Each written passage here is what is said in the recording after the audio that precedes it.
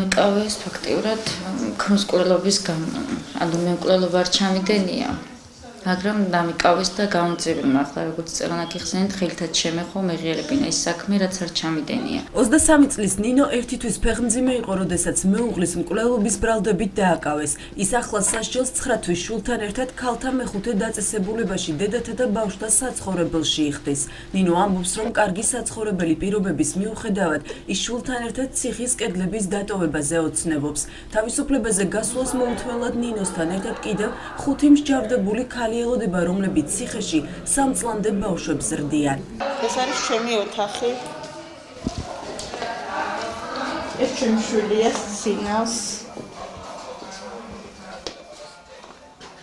ეს არის საჭირო ოთახი, ანუ სადაც ბავშვს ვაბანავებ, ტრაპი.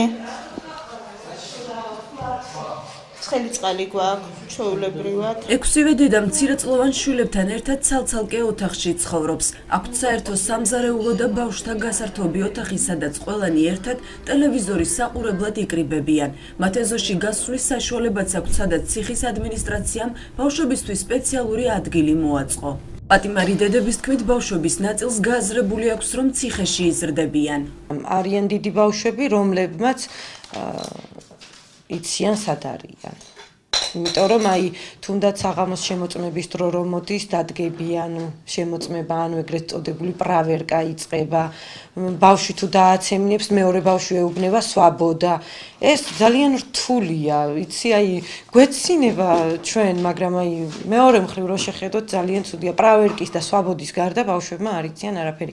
ეხა ეს დამატებით ეს ბიბლიოთეკა ძალიან დაგვეხმარა, რომ ბავშვები ერთობიან, ჩავდივართ კვირაში ერთხელ 2-3 საათით. და ის დღე მარტო ბავშვებისთვის არის ის 2-3 საათი დათმობილი და იქ სათამაშოები შეიძინეს და ანუ ერთობიან გადასარევად ბავშვები კინოთეატრი აქვს. მსჯავრდებულ ქალს ციხეში ბავშვის გაზრდის უფლება მხოლოდ 3 წლამდე აქვს. 6-ვე დედა პატიმარი ამბობს, რომ ყველაზე მეტად იმ დღეზე ფიქრი უჭირთ, როცა მათ შვილებს 3 წელი შეუსრულდებათ და ბავშვთან დაშორება მოუწევთ. ძალიან ცუდი მომენტია, როცა ბავშვისთვის პირველ რიგში, რომ ძალიან დიდ სტრესს განიცდის, როცა დედას დააშორებენ 3 წლის ბავშვს. ჩემი აზრით, ამაზე მეტი ტკივილი და ამაზე მეტი დასჯა თუნდაც დედისთვის არ არსებობს, რა ვიცი, მე წარმოდგენაც არ მინდა იმისი, რომ ბავშვი რო შესრულდება 3 წლის, უნდა წაიყვანონ. და თუ ოჯახის წევრს არ აქვს საშუალება, რომ გაზარდოს გარეთ აქედან გასული ბავშვი, ამ შემთხვევაში ბავშვი მიდის ბავშვთა სახლში და ანუ მე პირადად ჩემზე ვიტყვი ახლა, რომ დედა მყავს, ანუ მძიმე დავადმყოფი დედა არის, რომელიც ჩემ შვილებს ზრდის და ფიზიკურად არ შეუძლია, რომ კიდევ გაზარდოს ეს, ანუ არ უწყობს ჯანმრთელობამ ხელს და ანუ არ შეუძლია და ამის გამო არ მინდა იმის წარმოდგენაც, რომ ბავშვს შემდეგ რა ბედიელის.